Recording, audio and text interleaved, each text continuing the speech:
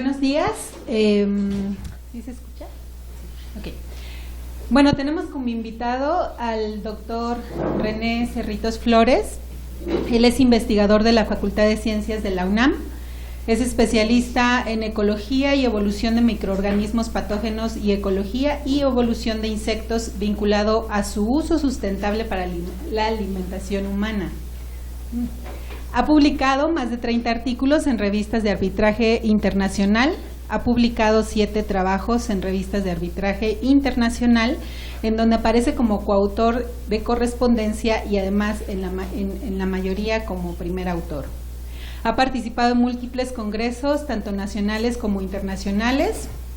Destaca en 2014 la invitación por parte de miembros de la FAO para participar en el congreso Insect to Feed the World. Y en 2016 la invitación a participar en el 25 International Congress of Entomology, ¿cierto? Ha tenido la fortuna de desarrollar una línea conceptual donde fomentan incluir en la dieta humana los insectos comestibles, sobre todo los que presentan un problema de plaga a agrosistemas, tratando de mitigar problemas de importancia ecológica y de salud humana. Cuenta con 2 proyectos aprobados por la Comisión de Investigación y Ética de la Facultad de Ciencias. Es profesor de cursos a nivel de posgrado, desde hace 2 años en el programa de los posgrados en Ciencias Biomédicas y Ciencias Biológicas, Ecología y Evolución de Microorganismos Patógenos y Agroecología y Sustentabilidad. El día de hoy nos va a presentar el tema explorando el arqueobioma del mesoamericano, una prospección ecológica evolutiva, sociocultural y de salud pública. Entonces le damos la palabra. Tienes 1 hora y media para presentar y después, bueno, más o menos, y media hora para que demos oportunidad de las preguntas. Pero también dinos si prefieres que te interrumpan o prefieres presentar y al final las preguntas como tú prefieras. Sí, no, en realidad puede ser una conversación, ¿no? O sea, muy bidireccional, preferiría. Cualquier duda que tengan, pues ya me interrumpen y no hay ningún problema. Y solo recuerden que estamos grabando, entonces quien quiera interrumpir va a necesitar usar el micrófono para que se pueda escuchar. ¿Prefieres café o agua? No, ninguna de las 2 cosas ahorita. Sí. Y ya sí nos trajo lleno rosca de reyes. Pan, sí. Boles de pan. Sí. Pues muchísimas gracias por la invitación y me da mucho gusto que esté presentando en este momento, porque parece ser que aquí se están conjugando 3 áreas distintas, o al menos 3. Una es que en realidad yo no soy médico de formación, sino yo soy biólogo de formación, que estoy en la Facultad de Medicina trabajando. Y entonces parece ser que aquí hay gente de filosofía, gente de medicina, ¿no? Y gente de biología.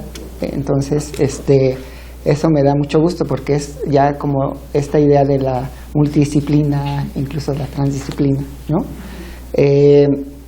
Y hacer una aclaración de que justo yo estoy en Facultad de Medicina, aunque mi formación fue en Facultad de Ciencias. Y es muy raro que un biólogo esté en Facultad de Medicina, pero ahí me contrataron justo para, en esencia, primero hacer cosas de evolución de microorganismos patógenos, y de ahí me escondí un poco para hacer algunos proyectos que me gustan, y entonces este es uno de ellos, que es explorando el arqueobioma del mesoamericano, y otro de mis líneas de investigación es justamente trabajar con insectos comestibles para mitigar ahí problemas de salud y también ambientales, ¿no? Y bueno, hablando del arqueobioma, tal vez antes de hablar de este tema, que es una palabra compuesta, ¿no? En realidad tendríamos que hablar del microbioma, ¿no? Entonces, básicamente, todos nosotros tenemos alrededor de 10 veces más de microorganismos dentro de nuestro cuerpo que células, que células propias, ¿no? Entonces, nosotros, si lo vemos de esa manera, somos un integrado entre nuestras células con las miles e incluso miles de especies que habitan en el tracto digestivo de nuestro cuerpo, ¿no? Entonces, cada uno de nosotros... 10 veces más, o sea, 10 veces más. En unidad celular, en número de células, hay más células bacterianas que células propias, ¿no? Entonces, en realidad somos como una comunidad viviente, ¿no? Y muchas de esas bacterias nos están regulando no solamente desde el punto de vista fisiológico, sino hay algunos estudios que desde el punto de vista conductual pueden ejercer ahí alguna modificación. Eso es increíble porque o sea, sí está cambiando el paradigma de la medicina, en donde la relación cuerpo-ambiente era como lo más lógico de pensar que sucedía, ¿no? Entonces ahora se integra otro componente, que es el de el microbioma, el humano como tal, la especie humana, y el ambiente. Entonces se vuelve muy complejo esta idea de qué es lo que está modulando. Ahorita que estaba platicando contigo, me decías, es que no sabemos qué pasa con la diabetes, ¿no? Si la diabetes tiene un factor ambiental o tiene un factor genético. Y entonces dices, pues no está tan sencillo, en realidad se vuelve más complejo porque es ambiente, el genotipo de la persona y la microbiota que está aportando esa persona, ¿no? Entonces se vuelve súper complejo. Otro dato que puede ser interesante es que hablando de genes, el humano básicamente tiene 25,000 genes distintos, ¿no? Que son los que nos hacen, tanto desde el punto de vista fenotípico o genotípico, la persona que somos, ¿no? O sea, los rasgos de los ojos, del cabello, cómo hablo, mi estatura, en fin. O sea, todos los rasgos que tengan que ver fenotípicamente y genotípicamente se regulan por esos 25,000 genes. Nuevamente, en el cuerpo humano tenemos 10 veces más de tipos de genes que los que tienen las células humanas, ¿no? Entonces, eso, la cantidad de funciones que puede tener el cuerpo humano combinado con 10 veces más de tipos de genes, entonces nos hace unas máquinas que más o menos somos eficientes, o un poco más eficientes que si solamente tuviéramos nuestros genes funcionando, ¿no? Entonces, básicamente lo que ocurre es que si nosotros nos alimentamos de un determinado, por ejemplo, del pan de Zacatlán, que tiene determinados carbohidratos, esos carbohidratos no solamente lo van a romper y lo van a degradar nuestros genes, sino los genes de las bacterias que estamos portando. Y entonces eso nos hace mucho más eficientes para que podamos degradar ciertos elementos, ¿no? Hay ciertas cosas que no podemos degradar, tampoco somos lo máximo, es decir, si comemos madera, la madera no la vamos a poder degradar, pero sí, esas sí las pueden degradar, por ejemplo, rumiantes, ¿no? O sea, como vacas, como estos animales que tienen 4 estómagos, y en uno de ellos tienen un aparato como de fermentación, y entonces en ese aparato hay bacterias, nuevamente, bacterias que están ayudando a hacer esa degradación de la celulosa, ¿sí? Y entonces hace más eficiente el consumo que estos animales consuman muchas plantas con celulosa y lignina que pueden degradar las bacterias, ¿no? Entonces, eso, estamos rodeados de comunidades bacterianas, no solamente la especie humana, sino una gran cantidad de especies. Yo diría que todas las especies al menos de vertebrados y de invertebrados, es decir, de básicamente animales, tienen alguna relación con algún tipo bacteriano, ¿no? Y entonces eso también genera que desde el punto de vista científico nos pongamos a estudiar no solamente la microbiota de los humanos, sino la microbiota de cualquier especie que pueda tener alguna función en particular, como yo que me estoy dedicando también a los insectos. Hay unos insectos que se consumen en los bosques de pino encino del Estado de México, y entonces, como es un bosque y hay mucha madera, hay unas pequeñas larvas de unos coleópteros que se alimentan solamente de la madera, y entonces esos animales, esas larvas, nosotros las consumimos, y al final estamos aprovechando la madera que se están comiendo estos insectos, y es una comunidad que está dentro del tracto digestivo de esas larvas, de las larvas de esos coleópteros, y entonces desde el punto de vista incluso ambiental nos dan un enorme beneficio, ¿sí? Entonces, por ejemplo, gente como yo que no digiero bien el pan blanco, ¿eso tiene que ver con, no sé, déjame ponerlo así, con los bichos que llevo dentro? Sí, puede ser. Es que ahí hay dos componentes. Uno es que nosotros sí podemos degradar por nuestros propios genes el almidón, ¿no? Entonces, nosotros podemos romper ese almidón, pero puede haber algunas fallas que puede tener que ver con regulación genética, es decir, que en un determinado momento se apaguen esos genes y entonces uno ya no pueda comer pan como lo comía antes. No sé si eso es lo que te sucede. Y así con la leche y así con muchos otros productos. Pero también tiene que ver con pero también, claro, pero también si hay algunas bacterias que pueden tener esos genes y lo pueden degradar, pues entonces ya es como un soporte y una ayuda para que tú sí puedas degradar. Y en ese momento, bueno, en lo que está la medicina actual es que se puedan hacer trasplantes de esas bacterias. Exacto, sí. Bueno, yo no lo diría así, pero sí.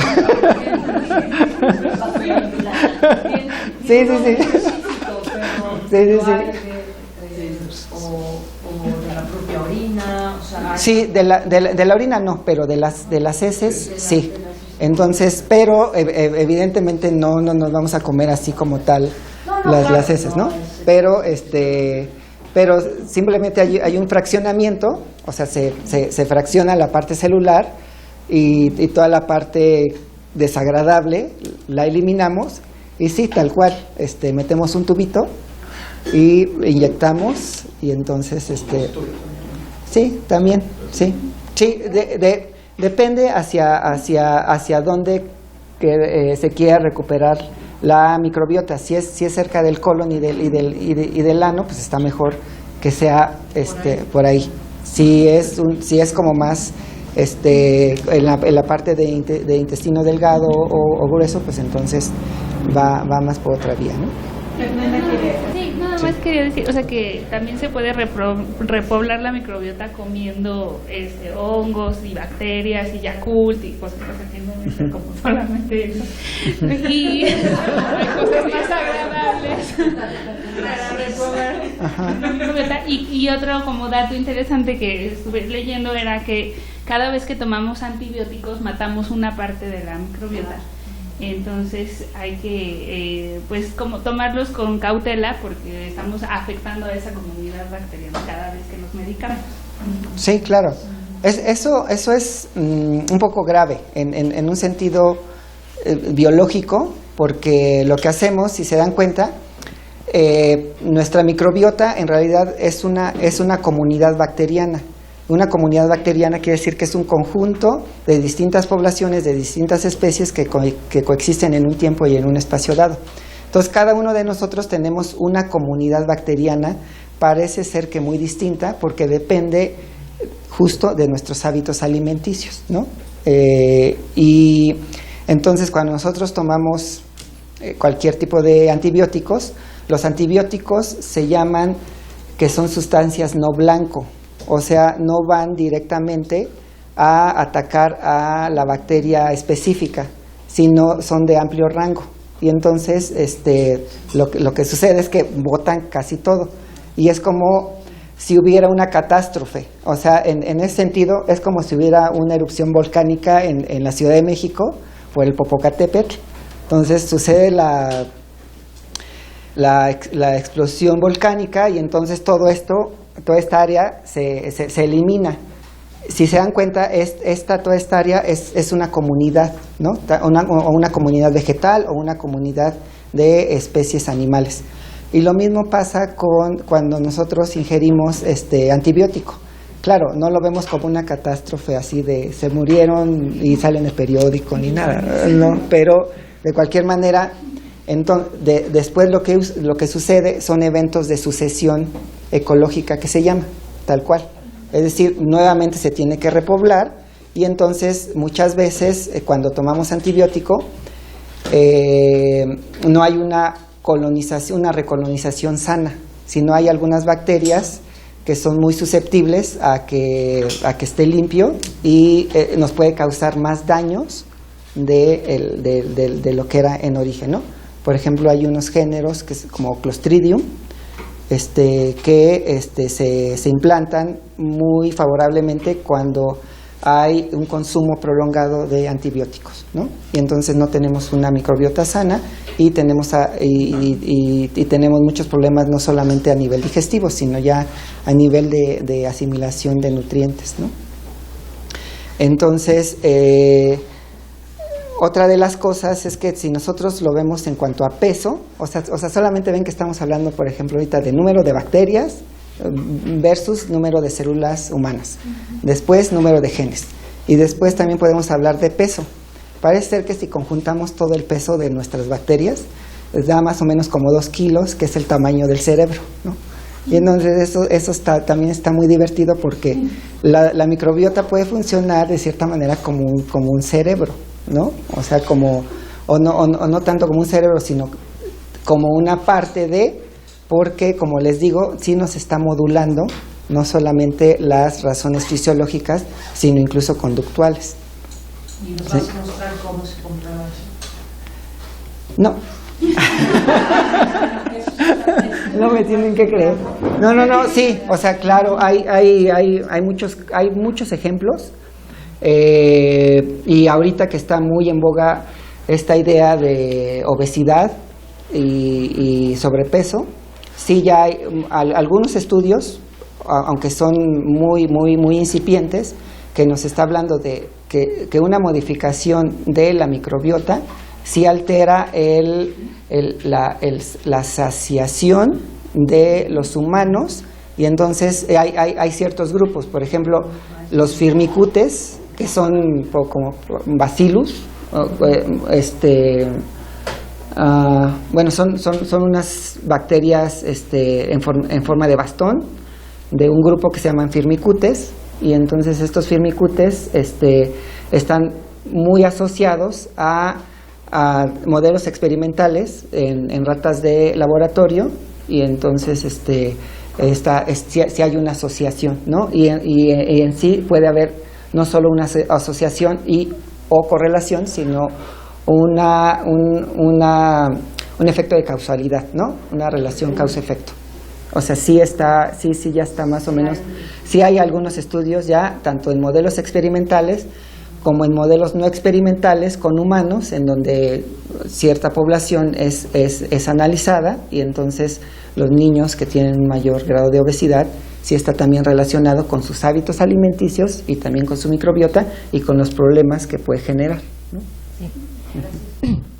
Bueno, lo busco y os lo paso pero hay un artículo que se llama El segundo cerebro, que es exactamente eso que tú decías, a lo que hacía referencia, que es toda la microbiota, y también incluso comparaban todas las volutas cerebrales con las volutas intestinales. O sea que realmente, así como a simple vista, el cerebro sería como un intestino comprimido, y el intestino más o menos replicaría esa organización en volutas o en vueltas, pero de una manera mucho más amplia. Y también en el artículo, si creo recordar bien, hacían también una correlación entre toda la microbiota y el funcionamiento intestinal con la función hepática, y la función hepática directamente con el cerebro. O sea, como toda esa... Bueno, cuando al final la función hepática no funciona bien, pues el cerebro tampoco está... Al final se envenena. Entonces, eso, os lo paso. Sí. Sí. ¿Quieres participar?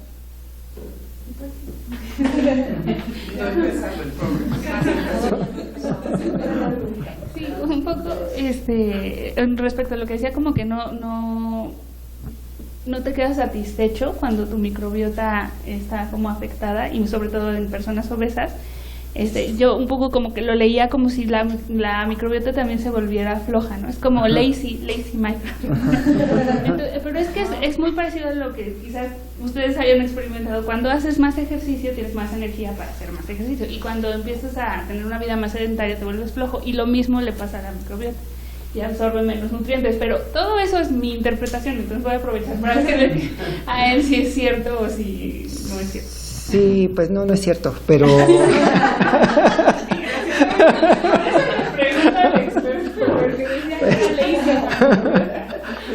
Es que, o sea, está muy fácil entenderlo en cuanto a procesos biológicos, ¿no? Y yo como ecólogo lo puedo interpretar de esa manera. No necesariamente es toda la explicación, pero sí es parte, ¿no?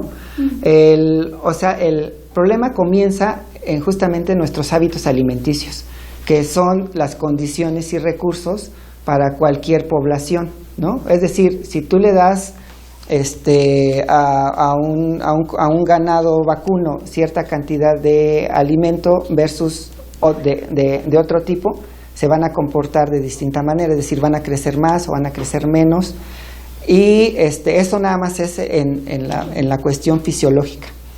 Pero entonces nuestros hábitos alimenticios afectan mucho y modulan completamente, esa es la palabra, modulan el tipo y la cantidad de bacterias que nosotros tenemos en el intestino.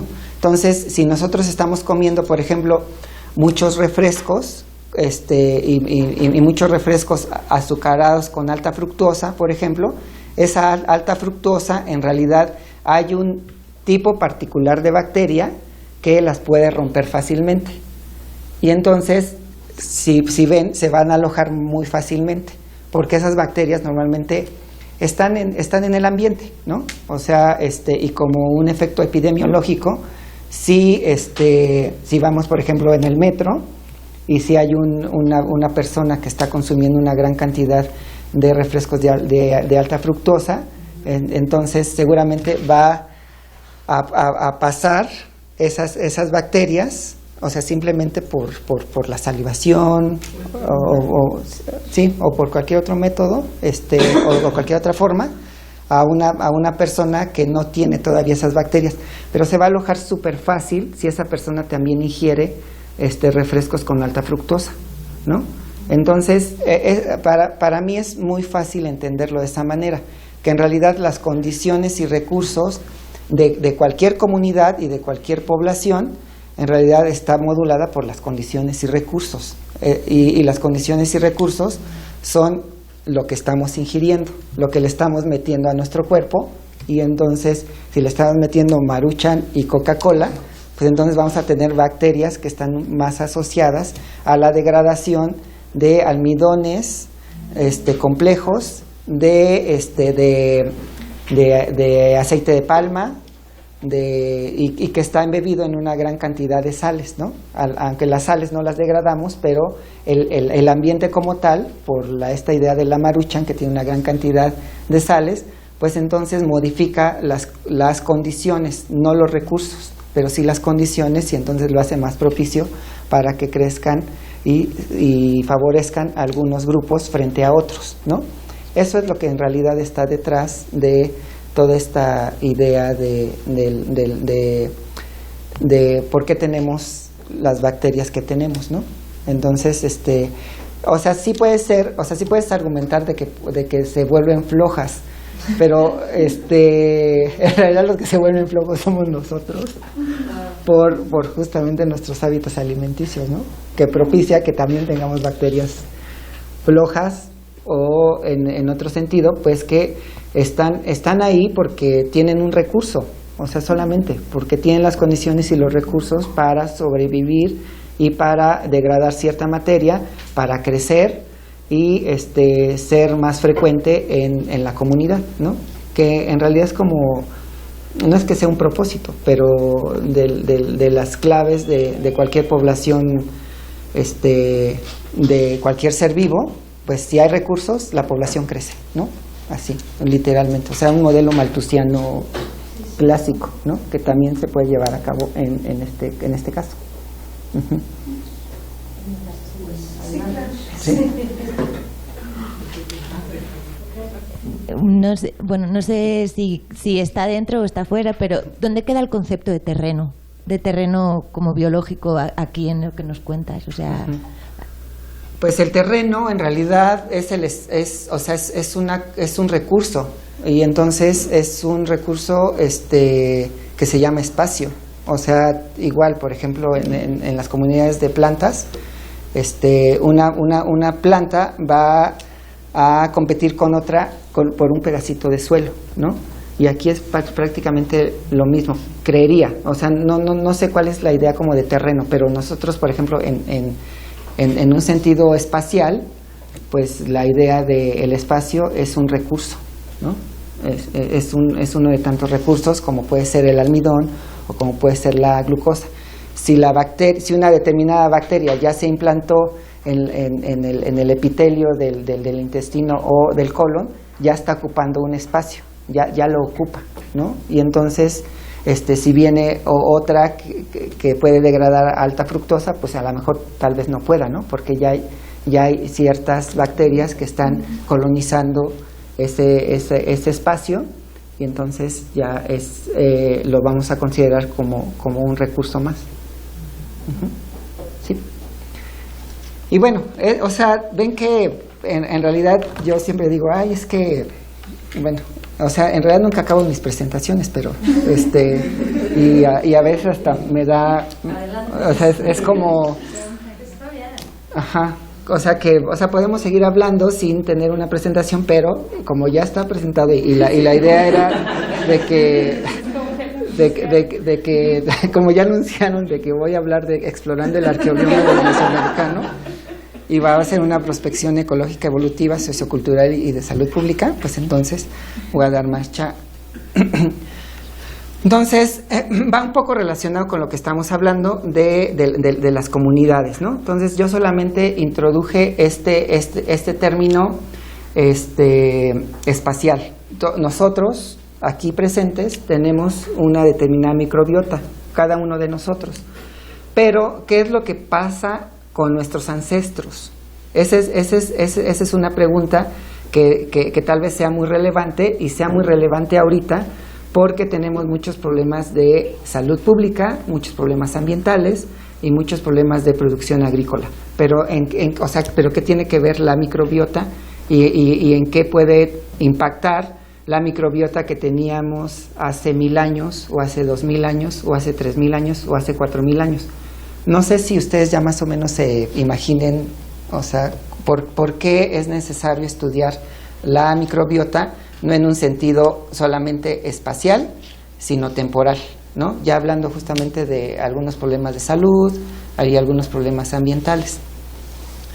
Y bueno, o sea, solamente decirles que vale la pena estudiar esta concepción del microbioma, que como les decía es una palabra compuesta porque es arqueobioma, entonces es como el microbioma antiguo, y en ese sentido es el microbioma de las personas que habitaban en Mesoamérica desde más o menos desde que se tiene rastro o desde que hay algunos restos que podríamos utilizar para hacer una datación y hacer un análisis.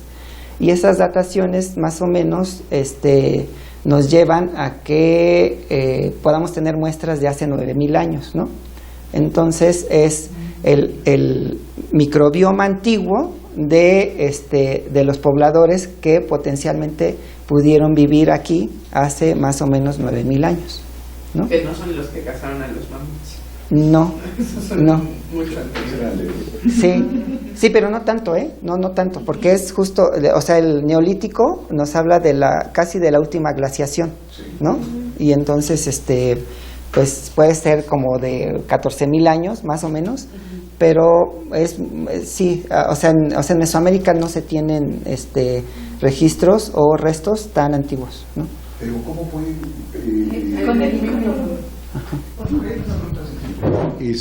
¿cómo puede tener esta información de la microbiota antigua, la arqueomicrobiota, si no tenemos restos nosotros momificados? O sea, ¿cómo se ha conseguido eso? Sí, ese es un gran problema. Lo que nosotros queremos hacer es, y lo que ya estamos haciendo, es tener varias ventanas del tiempo.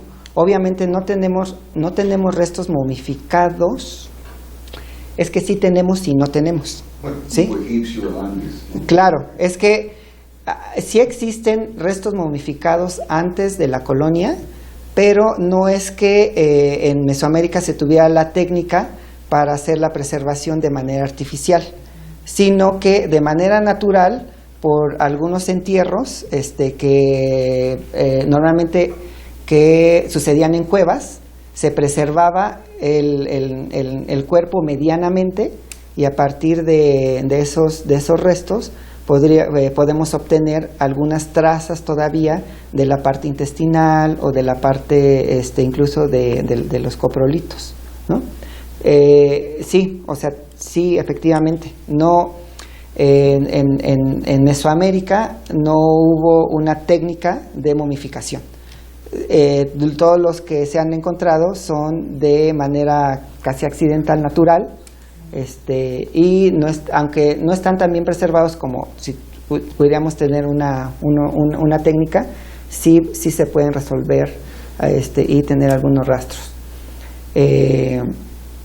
Y bueno, tal vez adelantándome a esto, de lo que pudiéramos estar hablando es que no solamente los restos momificados son los que nos pueden ayudar a resolver cómo era la microbiota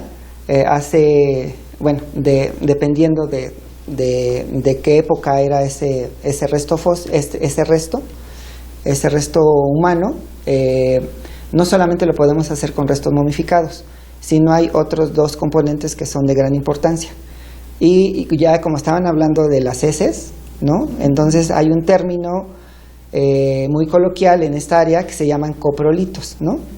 Y entonces el coprolito es una caca antigua que se puede perfectamente datar, y entonces después, que ese es independiente, hay una datación por radiocarbono, y entonces ese ya se aprecia más o menos de qué época es, y entonces se empieza a tratar esta S antigua de tal manera que nosotros podamos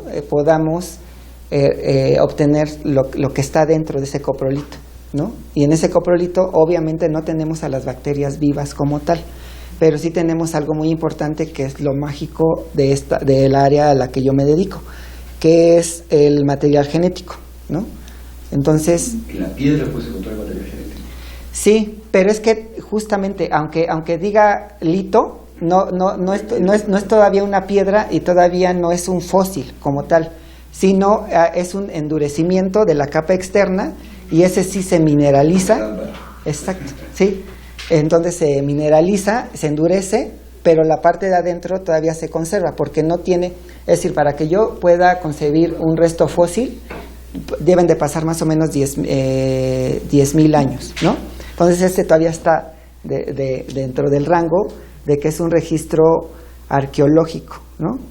Y entonces todavía no está intervenido por los minerales del ambiente.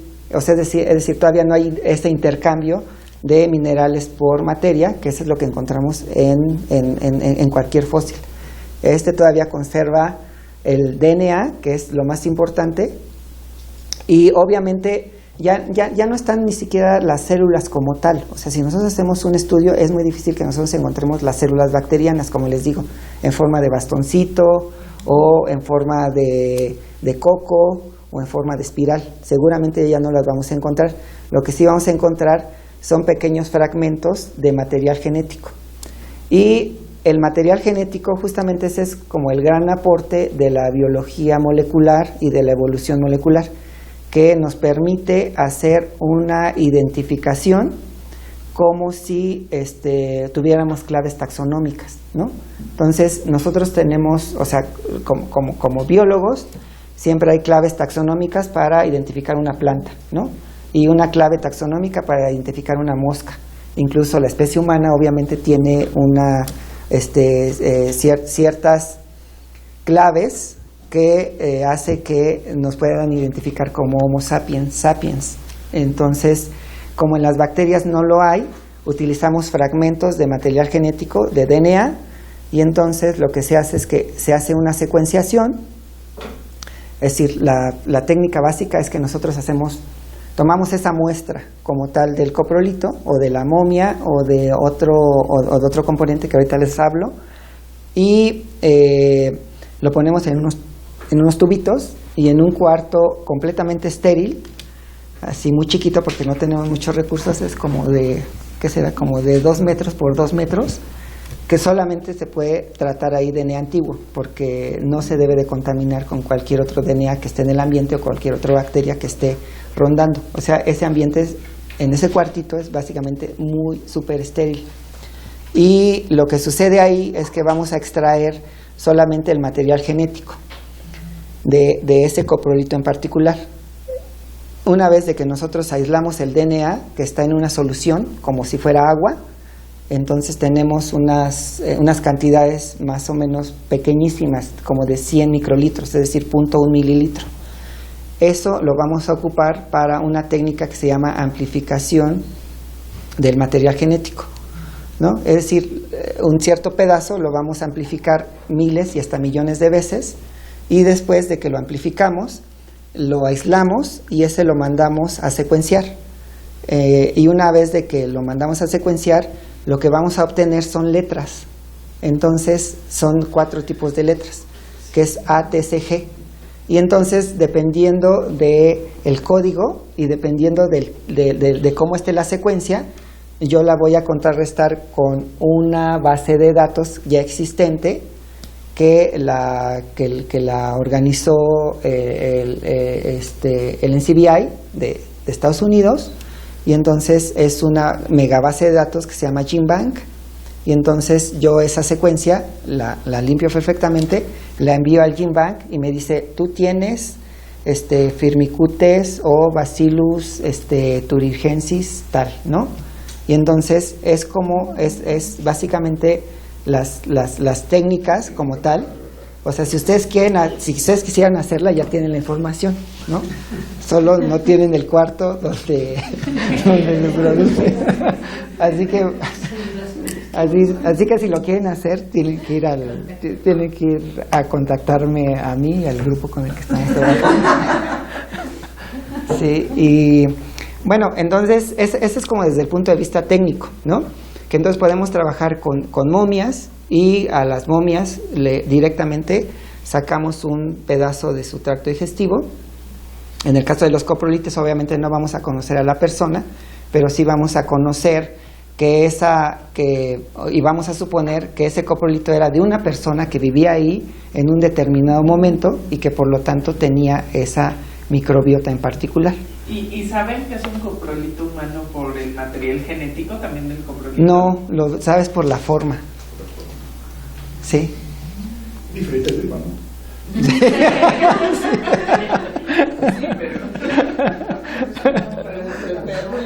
Claro. Sí, bueno, pero, o sea, sí nos crea muchos problemas, obviamente, ¿no? Por ejemplo, dependiendo de la zona en la que esté. Por ejemplo, normalmente los coprolitos que se han encontrado se asocian a cuevas donde era una casa habitación, ¿no? Y donde puedes encontrar vasijas y donde puedes encontrar una serie de elementos que te dicen aquí vivió un humano y no se fue y no había un puma, pues, ¿no? O cualquier otro animal macro que pueda tener una S más o menos similar a la de los humanos, ¿sí? Pero lo que sí es cierto es que por mucho tiempo los arqueólogos creo que desdeñaron este tipo de información, ¿no? Es lo que platicábamos con un amigo, que en las cuevas, por ejemplo, de Tehuacán, había una gran cantidad, y de hecho todavía puede haber una gran cantidad de restos arqueológicos. Pero entonces los arqueólogos, y es obvio, y es entendible, no es una crítica, que pues ellos se enfocaban más como a las vasijas, como a la vestimenta, y entonces si encontraban un coprolito, entre que lo pisaban y entre que decían, pues esto no me sirve porque qué dato me puede aportar, ¿no?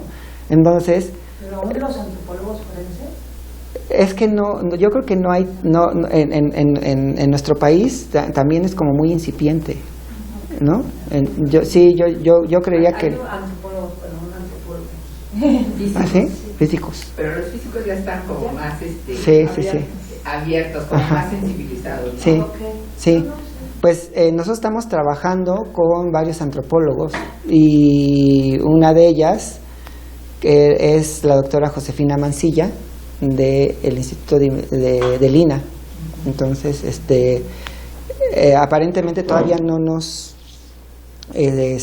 todavía no hacemos bien la colaboración porque necesitamos muchos papeles para que tengamos acceso a las momias que resguarda el INA. Entonces nosotros tenemos más bien contacto con el Instituto de Investigaciones Antropológicas, con unos doctores muy agradables, con Luis Alberto Vargas, y con un doctor que es el experto, yo creo que mundial, de la región del Tajín, que es el doctor Pascual, y bueno, o sea, estamos trabajando más o menos como la misma línea, ¿no? Y bueno, otra de los restos que nos pueden ayudar a hacer a descubrir cómo era nuestra microbiota. Entonces eran restos momificados, coprolitos, y pues nos falta uno, que es el sarro dental de obviamente nuestra dentadura, ¿no? Entonces, si se dan cuenta, pues esas capas que se forman dentro de nuestros dientes es incluso oro, o sea, y es justamente el comentario que les iba a hacer. Cuando la caca se volvió lo más preciado para los humanos, pues justamente cuando podemos evidenciar por ejemplo, cosas como esta, no solamente como esta, solamente les estoy hablando de la microbiota, pero a partir de las heces, por ejemplo, se puede saber también cuáles eran las especies vegetales y animales que se consumían, porque seguramente ahí está contenido el DNA del maíz o incluso de la variedad de tomate o de jitomate que consumían en esa época, e incluso saber si esa variedad todavía existe en este momento, ¿no? Entonces podemos rescatar muchos datos de ese material que muchas veces fue como desdeñado y como que no tenía mucha importancia, ¿no? Entonces, en este caso y para este proyecto es lo más preciado. O sea, podemos no tener este cuarto, pero lo que necesitamos son muestras y más muestras, ¿no? Entonces, ahorita les cuento cuáles son los restos que ya tenemos y con los cuales estamos trabajando, pero bueno, después, porque apenas vamos la segunda diapositiva. Perdón, o sea, si no está tan estructurado lo que les estoy diciendo y no es entendible, ya me pueden decir, pero ya apúrate a tu presentación. Ajá. Entonces, Mesoamérica resalta para hacer este tipo de estudios porque es una de las 4 regiones particularmente en donde se originó algo que revolucionó desde el punto de vista tecnológico a las poblaciones humanas, ¿no? Y es la agricultura. O sea, en Mesoamérica, más o menos hace 10.000 años, se originó este método distinto de extracción de ciertos productos que nosotros podemos utilizar para la alimentación humana, ¿no? Y entonces, obviamente, el más emblemático de todos los productos es el maíz, ¿no? Entonces somos la región o el pueblo del maíz y no es para menos. O sea, en esta región se desarrolló no solamente la agricultura, sino una batería de plantas, que son las que todavía utilizamos actualmente, a lo mejor ya cada vez menos, y ese es el problema, que hizo que tuviéramos una explosión demográfica, al menos en Mesoamérica, en un determinado periodo de tiempo, ¿no? Y entonces la domesticación del maíz produjo justamente eso, de que tuviéramos más recursos en áreas mucho más pequeñas, y entonces hubiera asentamientos humanos, y estos asentamientos humanos ya no se dedicaran completamente a la caza y a la recolección, sino se dividieran ya los trabajos. O sea, cómo la agricultura modificó la creación de las sociedades, ¿no? Y bueno, ¿y qué tiene que ver el microbioma ahí? Pues que en un determinado momento, cuando éramos cazadores-recolectores, teníamos una determinada microbiota, por lo que les digo, por las condiciones y los recursos que entraban a ese sistema. Se crea otro sistema de producción, que es la agricultura, y básicamente una batería de especies que se domesticaron en esta región, y entonces seguramente la microbiota también cambió, ¿no? Porque nos alimentábamos básicamente de almidones como los que contiene el maíz, y de otros elementos básicamente como los de las plantas de esta región, ¿no?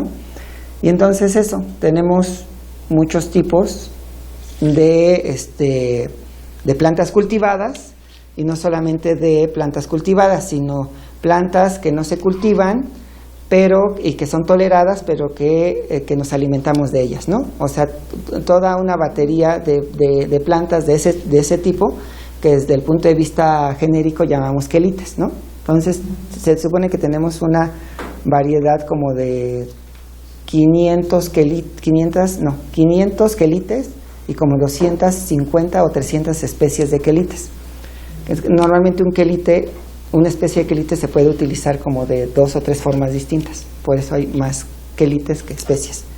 Y entonces eso también seguramente modificó la microbiota, el estar utilizando plantas que aunque no cultivábamos, pero que sí aprovechábamos de una manera muy, muy frecuente. La otra son las aportaciones de proteína, que es otra de mis líneas de investigación, que son los insectos, ¿no? Entonces seguramente consumíamos muchas proteínas de insectos. Y también consumíamos otro componente que eso no está muy extendido, solamente es una especie como tal, ¿no? Que es el huitlacoche, que en realidad es un parásito del maíz, pero en Mesoamérica se aprovechaba, ¿no? Entonces, básicamente a lo que voy es de que en Mesoamérica aprovechábamos casi todo, ¿no? Y entonces seguramente teníamos una dieta súper variada en cuanto a especies, tanto por región como por temporada, y entonces teníamos seguramente una microbiota súper diversa versus la que tenemos ahorita, ¿no? Entonces esa es como la hipótesis, y eso es como lo que queremos nosotros resolver bajo esta idea. Actualmente nosotros estamos consumiendo, no solamente en México, sino a nivel mundial, la idea es que el 85% de la población mundial se está alimentando solamente de 20 especies, ¿no? O sea, y entonces ustedes pueden saber cuáles son esas especies. O sea, es obviamente maíz, es trigo y arroz, ¿no? O sea, ya son 3. Pero el principal producto que se consume que se consume y se produce a nivel mundial, no sé si tengan idea cuál es. El cultivo. No. Sí lo era, pero ya no. ¿Cuál? caña de azúcar. Entonces, o sea, caña de azúcar ya le voló el primer lugar al maíz y al trigo, porque dependiendo de la época se van cambiando, ¿no? Entonces, hace 10 años todavía el producto agrícola que más se producía era trigo.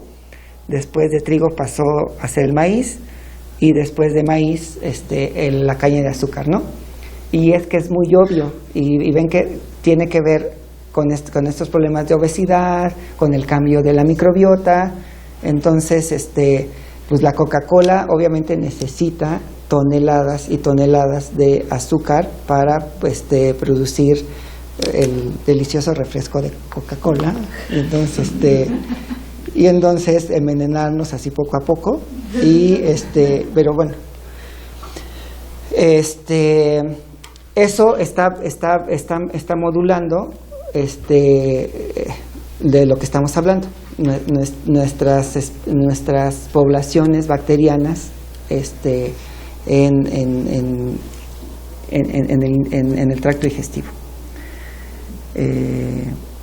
Y bueno, justamente es de eso es de lo que estoy hablando. Nosotros tenemos aquí una escala de tiempo en donde podemos observar cómo a lo largo del tiempo, desde hace 9.000 años aquí, bueno, no estamos en el CIPS, ¿no? Estamos en filosóficas, pero cómo potencialmente se pudo haber cambiado la microbiota por distintos procesos, incluso socioculturales, ¿no? Entonces, desde este efecto de domesticación de lo que les estoy hablando, hasta hace 500 años, con esta idea del intercambio de productos a través de la colonización europea, ¿no? Y entonces, hace 500 años, justamente llegaron una gran cantidad de productos que son los que nosotros utilizamos actualmente, y es esta grandiosa fusión. Y entonces, seguramente ahí también la microbiota se vio modificada porque se integraron nuevos elementos a nuestra alimentación, ¿no? Entonces, otro de los parteaguas tal vez muy grandes puede ser que ese es una razón política, puede ser el Tratado de Libre Comercio. O sea, cómo el Tratado de Libre Comercio moduló nuestros hábitos alimenticios, y cómo esos hábitos alimenticios al final modulan nuestras especies que tenemos en el tracto, aunque no es tan directo, ¿no? O sea, estamos culpando al Tratado de Libre Comercio de nuestras bacterias, pero en realidad no es tan directo. O sea, sí, pero lo que sí es cierto es que sí cambió, no solamente en nuestro sistema alimenticio, sino en nuestro sistema de producción. O sea, nos volvimos más dependientes a productos alimenticios externos. Ya no somos soberanos en el sentido de que no podemos producir nuestra cantidad de maíz, ¿no? O sea, estamos importando una gran cantidad de maíz para alimentar a los mexicanos, y esa puede ser una de las desgracias más grandes que podemos tener, ¿no? Y entonces, hasta lo que tenemos ahorita, que es una alimentación basada en alimentos altamente procesados y con azúcares, y con una gran cantidad de azúcares altamente refinados, ¿no? Entonces se dan cuenta de que hay una ventana del tiempo en donde hay una gran cantidad de procesos, incluso políticos o socioculturales, que de alguna manera sí nos están modulando lo que nosotros tenemos dentro como comensales o como mutualistas. Y entonces, de eso más o menos ya les hablé un poco, de cómo saber la estructura genética, demográfica y la estructura de las comunidades microbianas en el tiempo. O sea, cómo saber qué es lo que hay, de cuánto hay, y otra cosa que es muy importante por mi formación es la estructura genética. O sea, a un nivel más interno, saber si hay distintos genotipos, por ejemplo, de una determinada especie bacteriana, que está más asociada a personas que consumen maíz, ¿no? O a que consumen alimentos altamente procesados. Y entonces esto es Esto es muy absurdo, obviamente. Entonces, la pregunta es cómo saber todos estos parámetros, o sea, es decir, cómo nos adentramos a saber cómo eran las comunidades hace 100 años, hace 1000 años o hace 9000 años. O sea, aunque puede ser muy absurdo, pero bueno, les comento cuáles son las herramientas que nosotros tenemos. O sea, una, que obviamente esa es la más absurda, que es una máquina del tiempo, ¿no? O sea, es decir, remontarnos a hace 5000 años y entonces extraer la microbiota y después traérnoslas, ¿no? Eso todavía no pasa, pero andamos como en el proceso. La otra puede ser más bien irnos hacia adelante, hacer evolución experimental. Por ejemplo, si trabajamos con ratones o con ratas de laboratorio, yo ahí puedo modular su dieta a lo largo de varias generaciones y entonces hacer extracciones periódicas de cómo va cambiando su microbiota. Entonces hacer un tipo de evolución, pero no hacia el pasado, sino hacia el presente. Y otros métodos que son por inferencia, como modelos matemáticos que nos permite poder predecir de lo que está ahorita, cómo es lo que estaba antes, por haciendo modelajes matemáticos, ¿sí? Que uno de ellos es como hacer cuál esencia.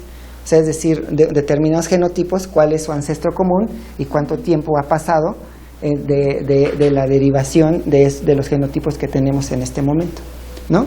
Y obviamente de lo que les estaba hablando, que está aquí en pequeño abajo, pues obviamente lo que nos va a decir y responder estas preguntas son los restos arqueológicos o en algunos casos paleontológicos, si raya esa escala. Y de esto ya les hablé de cuáles son los distintos restos que podríamos utilizar.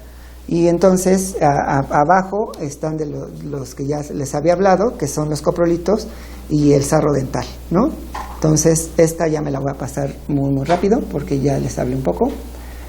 Y después podemos tener algunos antecedentes, o sea, ya hay algunos trabajos previos que se han hecho respecto a este tema.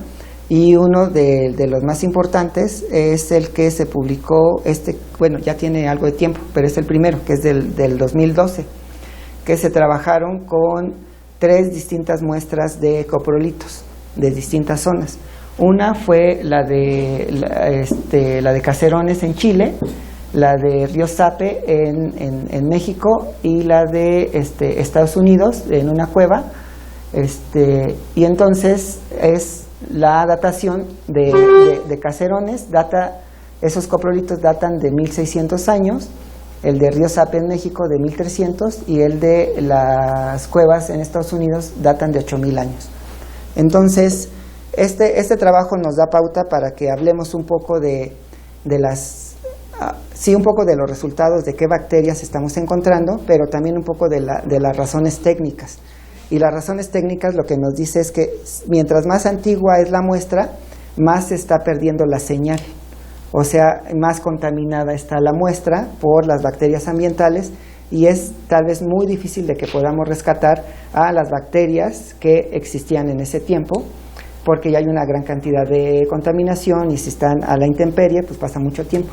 Entonces, las que tienen 1300 y 1600 años son muestras que se parecen a muestras actuales, pero que están más orientadas a pobladores que tienen una dieta más o menos como de tipo no urbana, ¿no? O sea, personas que viven en comunidades rurales está más parecida a la microbiota que las que viven en ciudades como nosotros, ¿no? Y es obvio, ¿no? Bueno, no sé si les parezca obvio, pero no porque les diga que está obvio, ya, ay, sí, y entonces, o sea, ese tipo de análisis nos puede servir para que nosotros podamos incluso hacer inferencias de cuando nosotros estuvimos en contacto con determinados patógenos, ¿no? Que ese es algo que que desde hace mucho tiempo, desde el punto de vista médico, nos da mucha curiosidad, ¿no? O sea, cuándo apareció la tuberculosis, por ejemplo, en cada una de las regiones, cuándo hubo una determinada infección en una determinada área. Y bueno, aquí en este caso, investigadores de la Facultad de Medicina, de la doctora Yolanda López Vidal, hicieron un análisis de dos momias del desierto de Chihuahua. Y entonces lo que este grupo quería encontrar es que si había una bacteria que en este momento está afectando mucho a las poblaciones humanas, ¿no? Que es Helicobacter pylori. Entonces Helicobacter pylori no vive ni en los intestinos ni en el colon, vive directamente en el estómago de los humanos y causa una gran cantidad de males, entre ellos gastritis, problemas que incluso pueden ser muy graves, desencadenando a un tipo determinado de cáncer, ¿no? Y entonces, pues la idea era, los mesoamericanos, antes de la colonia, teníamos Helicobacter pylori, y resulta que sí, ¿no? O sea, no le echemos la culpa solo a los españoles, ¿no?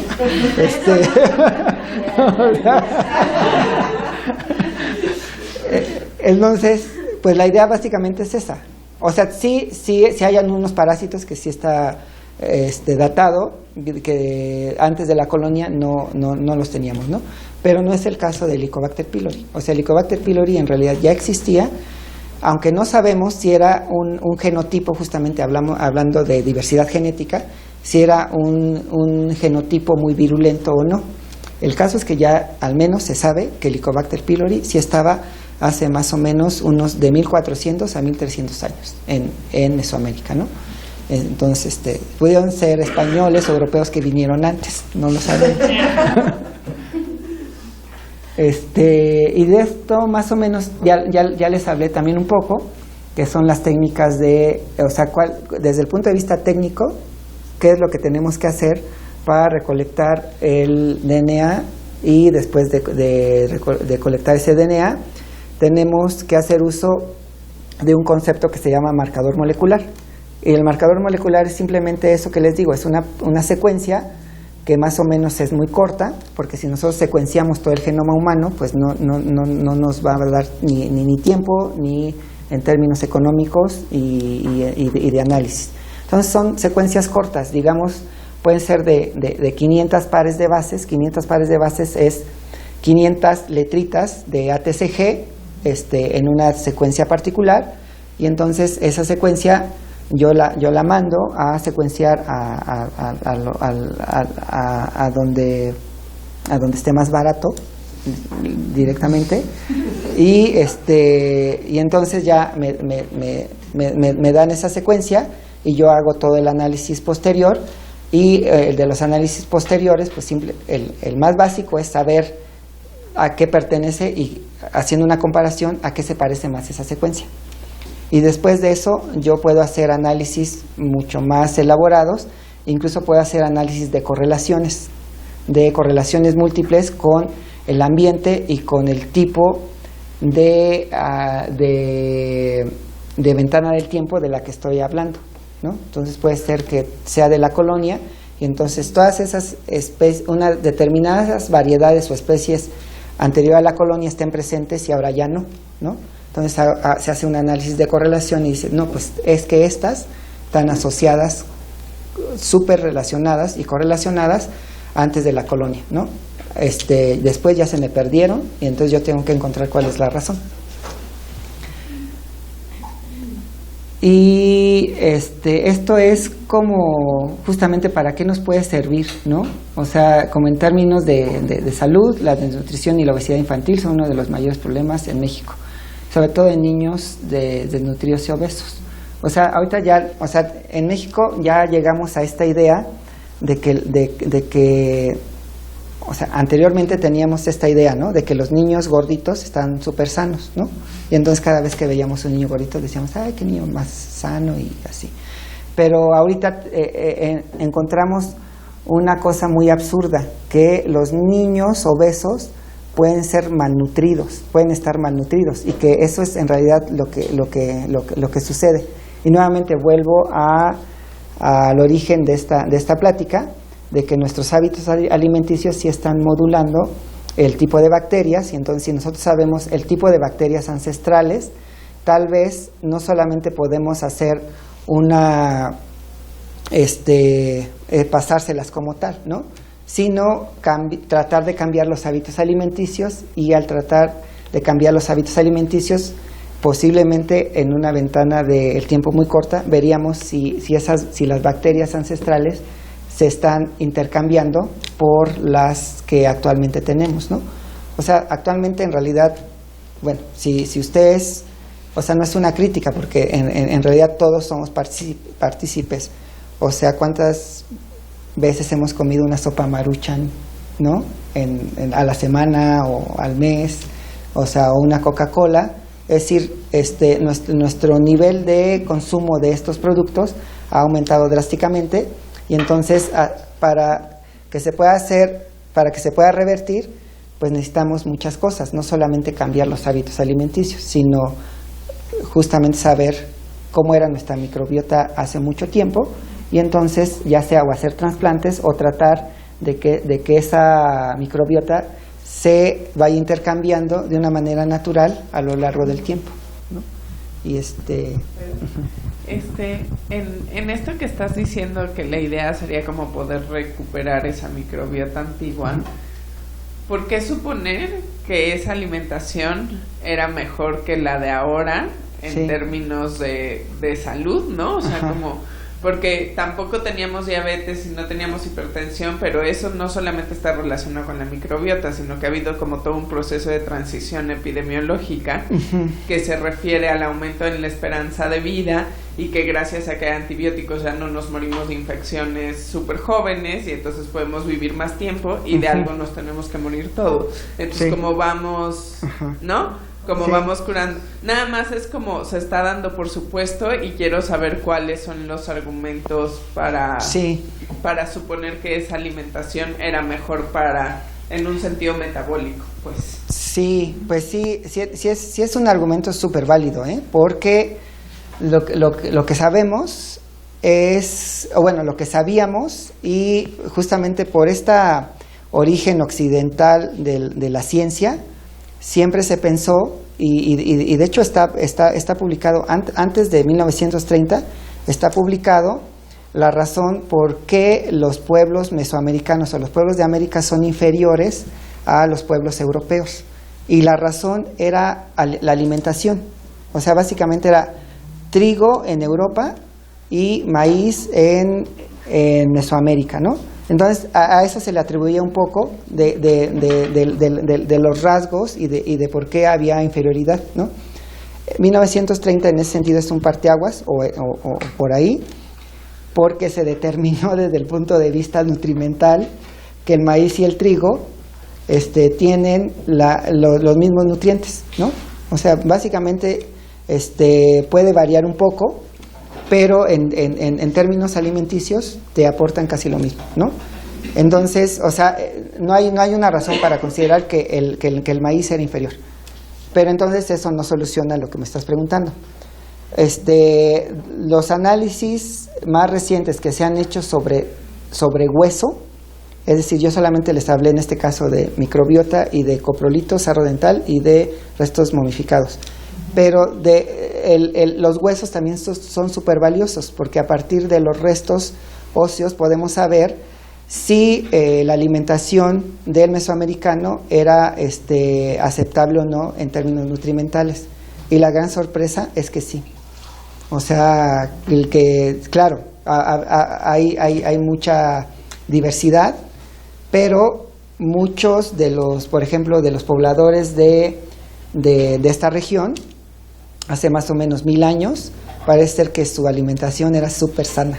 O sea, y lo puedes saber por los depósitos de la parte de calcio en los huesos, y entonces parece ser que sí éramos muy sanos. Sí.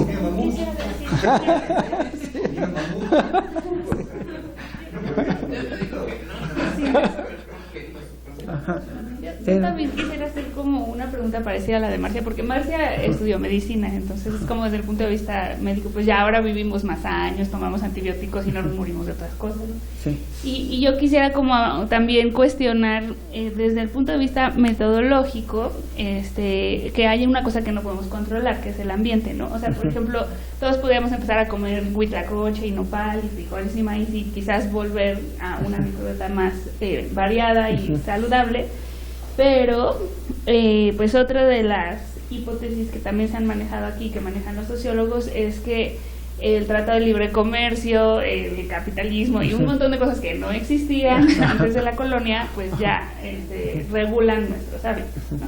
Entonces, y, en fin, ¿no? O sea, la actividad física, ¿no? No vamos corriendo por el pescado Veracruz. Entonces, como que desde el punto de vista metodológico, pues parece aquí curioso que podríamos tratar de controlar lo que ocurre dentro del intestino, pero no podemos controlar lo que ocurre fuera de él, ¿no? Sí, claro. Claro, pero por eso estoy aquí, para que veamos cómo podemos.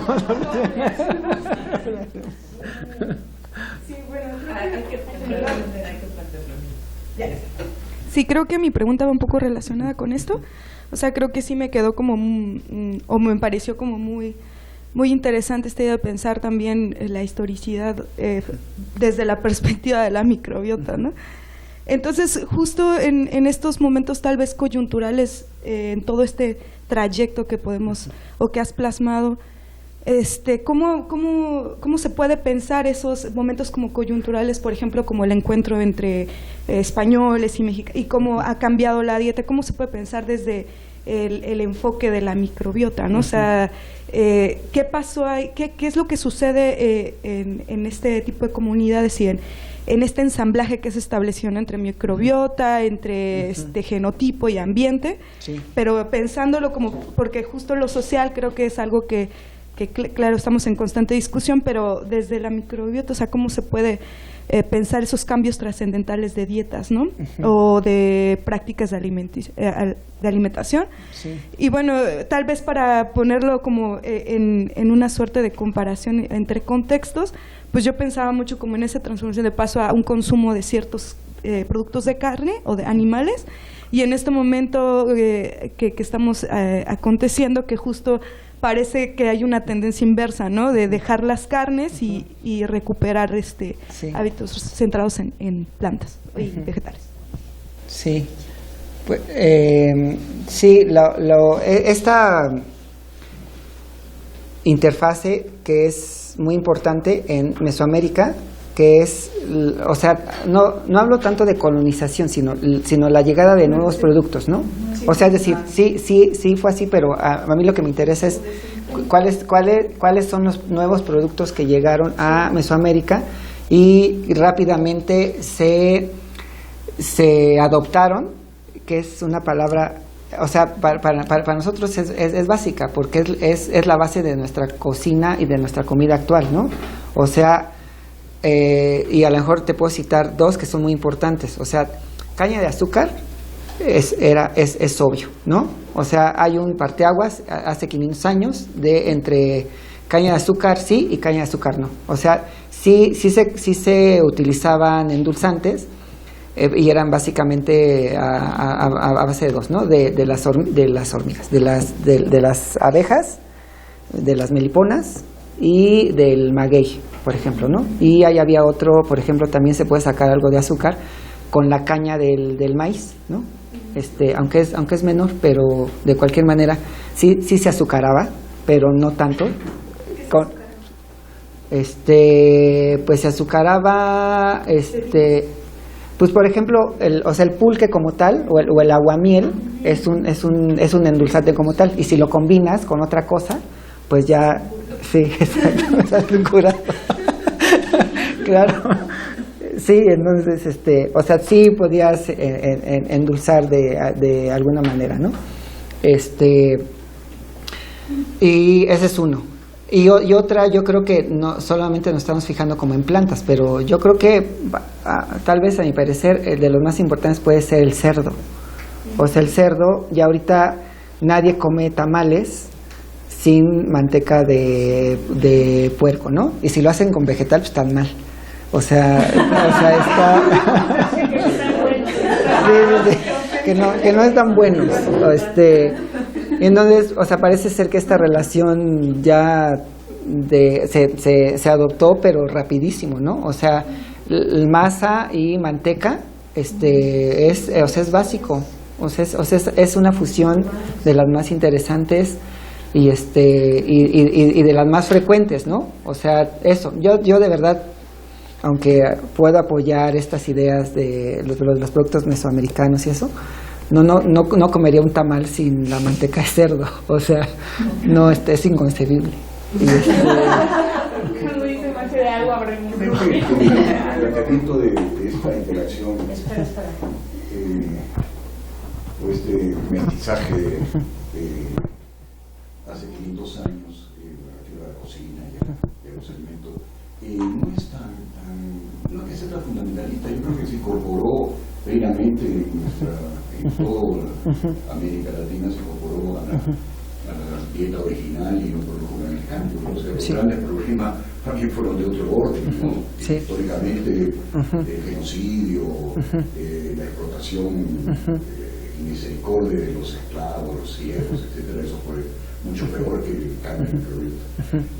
No creo que por ahí vengan un cambio. O sea, yo leí hace un poco a un biólogo evolucionista que hablaba más bien del caso más reciente de los esclavos africanos, donde es mucho más notorio el cambio en este sentido de la presencia de una microbiota ancestral africana y su paso rápidamente a Estados Unidos, a la caña de azúcar, al chocolate, etcétera, y todo el problema de obesidad americano, ¿no? Sobre todo en la población afroamericana, que es terrible, pero igual otro problema que tenemos nosotros. Pero no creo que en serio, en términos de mestizaje, eso tenga una gran... Porque ahí han pasado muchos siglos y mucha capacidad de... Yo creo que más bien los problemas, creo que lo mencionabas tú, en términos de los recientes cambios. Tú también lo señalabas, bajar el nivel de las especies que consumimos, de las centenares que podían haber a 20, y la globalización, etcétera, tratar de comercio, ¿no? Nos llega a expandir un tipo de consumo, un perfil de consumo, que es lo que está marcando este cambio terrible en términos alimenticios o alimentarios y, por supuesto, en los términos de los problemas que tenemos en la microbiota.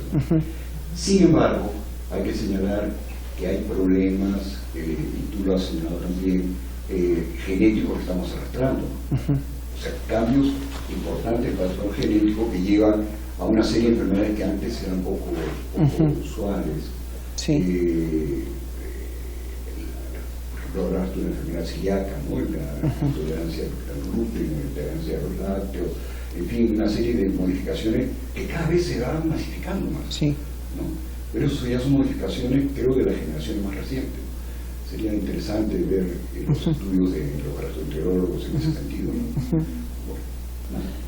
Sí, o sea, yo lo que creo es que, evidentemente, hablando en este periodo de la conquista antes y después, claro que yo no lo vería como una catástrofe. En realidad fue una fusión tan agradable que incluso pudo haber aumentado, y esa es una hipótesis, la diversidad de bacterias que hay en nuestro tracto digestivo, porque anexamos cosas. Sí, también se eliminaron algunas otras, pero otra de las razones es que fue muy paulatino, súper lento, y entonces eso nos da pauta como para que no hubiera catástrofes en ese sentido, ¿no? Si no fuera habiendo un acoplamiento, sí. Solo hay algunos problemas dentro de los de salud, es que ya son muy evidentes, que están ligados a la adopción de nuevos productos y que sí tiene que ver con caña de azúcar, que es la dentadura. O sea, la dentadura de antes de la colonia era impecable. O sea, eso es lo que nos dicen los restos. Y después, pues ya tenemos una dentadura horrible, ¿no? Y sí, porque parece ser que las poblaciones en esa época eran súper adictas, como lo somos también ahorita al azúcar, ¿no? Sí. Sí. ¿Puedes comentar algo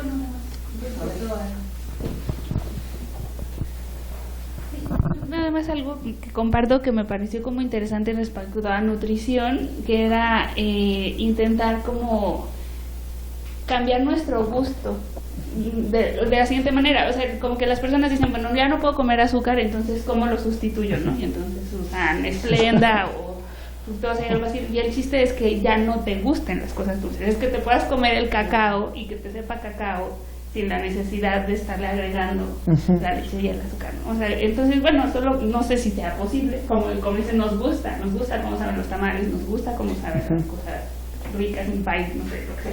Pero, o sea, el chiste es como tratar de no necesitarlo porque no, tu gusto ya no lo requiera. Sí. Yo creo que desde la parte fisiológica, a lo mejor ese es el principal argumento que rompe todo lo que les dije. O sea, es decir, la adicción o sea, uno puede hablar de incluso adicción si uno quiere, aunque no está nada comprobado, de la marihuana, ¿no? De la cocaína o del tabaco. Pero, pues, o sea, obviamente el azúcar como tal es el principal elemento que nos genera una sensación de placer y genera una gran cantidad de dopaminas, y entonces ahí a lo mejor tendríamos un grave problema porque surgirían los mismos efectos de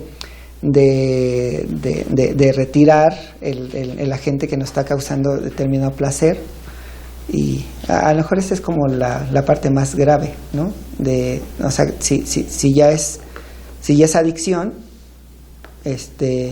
nosotros ahorita tenemos un experimento, bueno, ya sé que no se debería, pues, pero casi fue como la última opción. Tenemos tenemos ratas de laboratorio y tenemos varios grupos de ratas de laboratorio y estamos probando la proteína de un insecto en particular, justamente para proponer toda esta idea de la dieta que dices que no era tan sana o que no sabías o que no sabías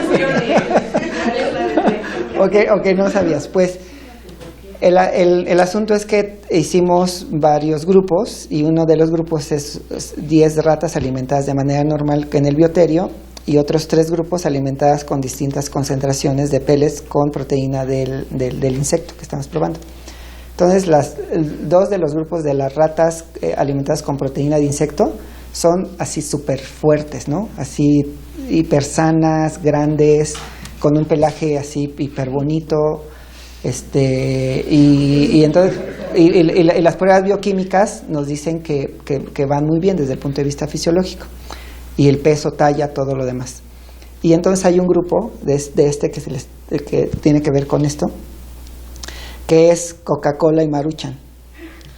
Entonces, y Coca-Cola y Maruchan, con mis alumnas pensamos que iban a salir ratas obesas, y entonces porque tenía el glutamato monosódico la sopa Maruchan, y entonces es un súper adictivo, y entonces dijimos, no, pues las vamos a encontrar súper gorditas y con muchos problemas de diabetes y con muchos problemas de obesidad, ¿no? Y no, resulta que son como gente que ya desahuciada por adicción. Entonces se acaban la coca, pero rapidísimo. Entonces cuando uno les quita la coca, por ejemplo, ahorita que fue Día de Muertos, no pudimos dejar la coca. Exacto, sí. Y ya el lunes que llegamos ya se habían acabado la coca porque no podíamos entrar por día festivo. Y entonces estaban súper agresivas porque no tenían la coca. Y es mitad coca y mitad agua, ¿no? Entonces, y justamente ahorita mis alumnas están en la Facultad de Medicina midiendo anillos de aorta, y entonces están viendo qué tanto estrés oxidativo tienen estas ratas de distintos grupos. Ya no me acuerdo por qué les empecé a contar esto, pues, pero por la adicción, por la adicción a los azúcares, ¿no? Entonces, o sea, también puede ser muy, muy, muy grave, más allá de las razones económico-comerciales. Sí hay muchos problemas, ¿no? O sea, pero por otro lado también hay muchos argumentos que no se los comenté. Por ejemplo, este cambio de las dietas no solamente tiene que ver con un desarrollo mejor de nuestra microbiota, sino a lo que yo me dedico también un poco es a la parte ambiental. O sea, cómo los hábitos alimenticios están modulando el cambio climático global. O sea, y ese es otro problema muy grande. Lo que estábamos comentando, si el principal producto que se está generando en este planeta es caña de azúcar, pues ¿de dónde sale tanta caña de azúcar? Puede ser, aumentas rendimiento y entonces tienes 20 toneladas por hectárea, o deforestas selva y bosque y vuelves a tener más plantaciones para tu caña de azúcar, ¿no? Los dos métodos son igual de infames, pues, o sea, aumentamos rendimiento y entonces uno dice, bueno, es que Europa tiene razón, ya no hay que devastar áreas, sino hay que aumentar rendimientos por hectárea.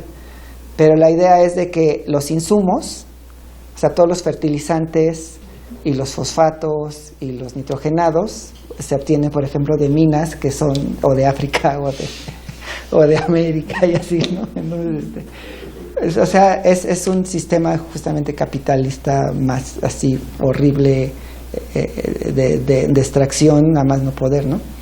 Entonces, eso es con caña de azúcar, igual con aceite de palma. Y el problema que tiene México ahorita es que desgraciadamente el aguacate se volvió lo máximo en Europa y en Estados Unidos, y entonces todo el mundo quiere aguacate mexicano. Y entonces uno va a los bosques y a las zonas naturales de Michoacán y pues los pobladores hacen como que se incendia de manera natural el terreno, y entonces cualquier terreno que esté incendiado de manera natural uno lo puede aprovechar para la agricultura, ¿no? Y entonces pues devastan bosques y eso, y bueno, ya creo que ya me pasé a otro tema, pero ¿Cómo vamos? Tenemos 20 minutos. La idea sería quedarnos un poquito. Sí. Nada más la última, que es como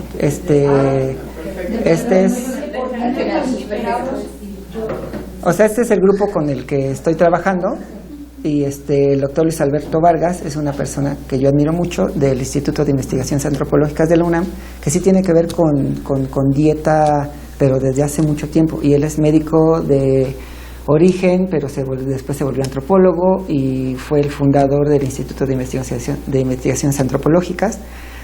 Y Gaby y Rosario son las que manejan la parte molecular, al igual que mi grupo. O sea, somos como los que hacemos la parte de biología molecular, evolución molecular y todo esto.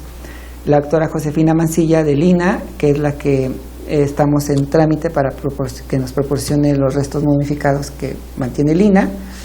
El doctor Fernando Mundo, que es el gastroenterólogo que va a tomar las muestras, porque obviamente necesitamos un experto, él es del Hospital Ángeles. Sí. ¿Ah, sí? Ajá. Y Paloma Robles, que no está muy claro si ya nos va a ayudar o no, pero era la directora del Museo de Guanajuato, de las momias de Guanajuato. Y ya, creo que ahora sí es todo.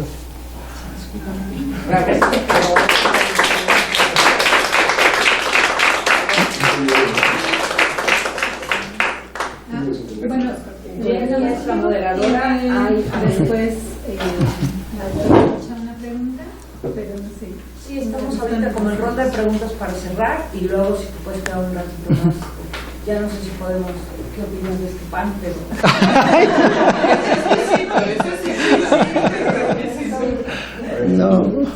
No, perdón, o sea, sí, a veces...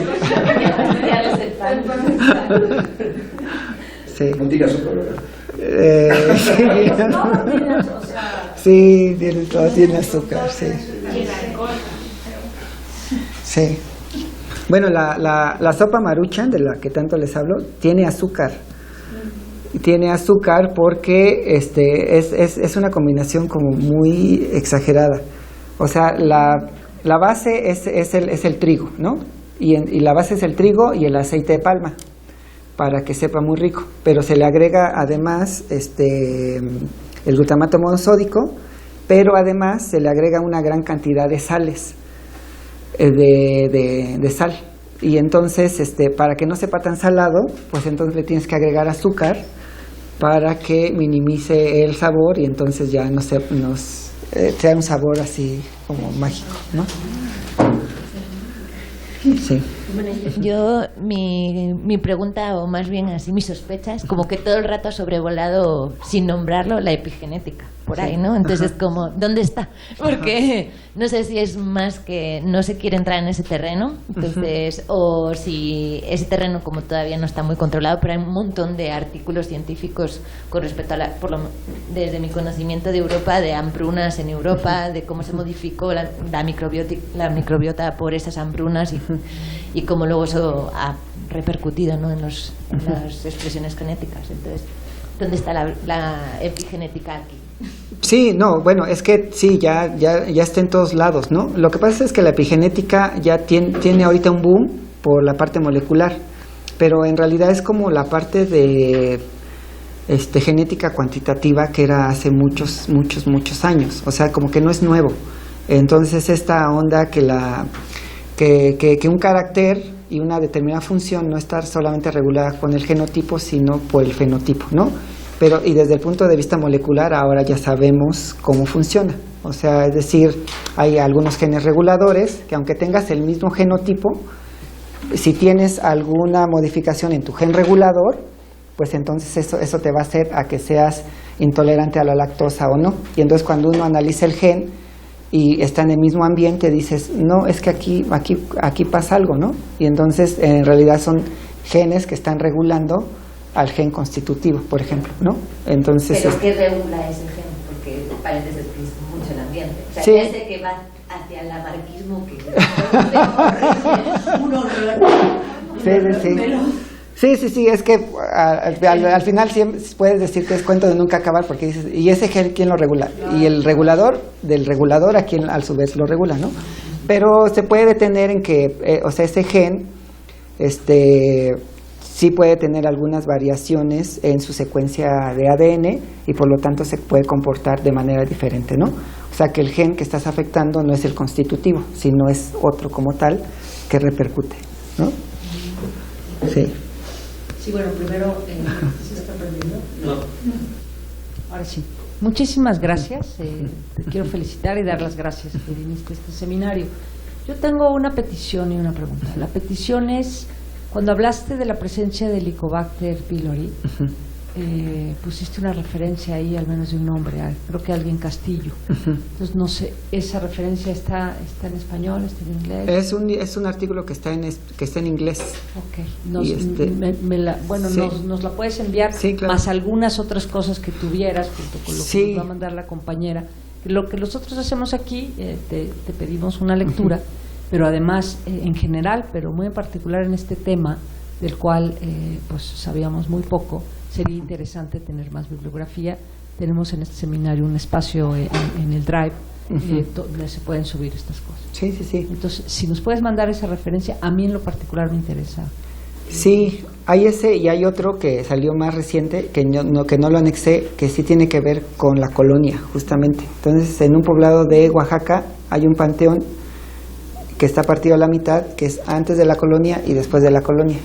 Y entonces lo que se evidenció, y es un artículo de Science o de Nature, no sé, que analizaron las muestras y vieron que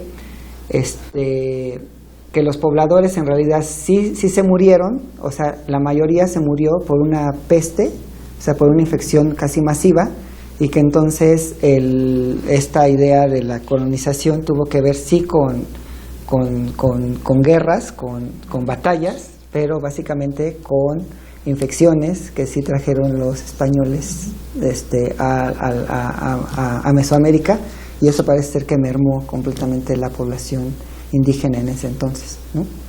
Entonces está muy divertido ese artículo. Igual también lo mando. Muy bien, muchas gracias. Y luego mi pregunta es si puedes extender un poco más tu comentario, esta es en la parte experimental que tú nos explicaste, a ver si te entendí bien, que una vez que tú haces tu secuencia, una vez que depuras tus datos, digamos, los envías a Estados Unidos, que tienen una base de datos enorme de no sé qué. Quisiera aquí, además de lo que nos quieras decir, que nos expliques un poquito más en detalle eso. Ajá. Y quiero decirte el contexto, mi experiencia, aunque no es en este campo, es que muchos de los estudios, muchas de las investigaciones en salud, sobre todo cuando tienen que ver con Big Data, se están, digamos, comparando con bases de datos que existen en Estados Unidos. Y entonces pues nos traen resultados. Aquí no quiero dar un juicio de valor, buenos o malos, simplemente que nosotros en México no generamos los datos. Entonces siempre estamos comparando, o sea, además de que los enviamos, en este caso ya depurados, pues es una base de datos distinta, ¿no? ¿O no? No. Quiero que sí, porque a mí en lo particular me interesa mucho, muy en general, la cuestión metodológica de todo este rollo del Big Data. Sí, pues yo no sé qué haya detrás del NCBI, del banco de datos, que aunque fue Estados Unidos quien lo desarrolló, en realidad es como una de las labores de Estados Unidos altruista, podríamos decirlo, porque funciona así. Pero también lo digo entre comillas porque yo no sé qué haya detrás. Yo todavía no he encontrado algo que sea atroz detrás de estas técnicas y de estos procesos. Esta idea del Gene Bank comenzó en los años 80 cuando se empezaron a secuenciar el primer DNA, que costaba mucho trabajo, y entonces se empezaron a almacenar en unas computadoras enormes, y entonces como ellos empezaron, pues ellos tenían las primeras secuencias.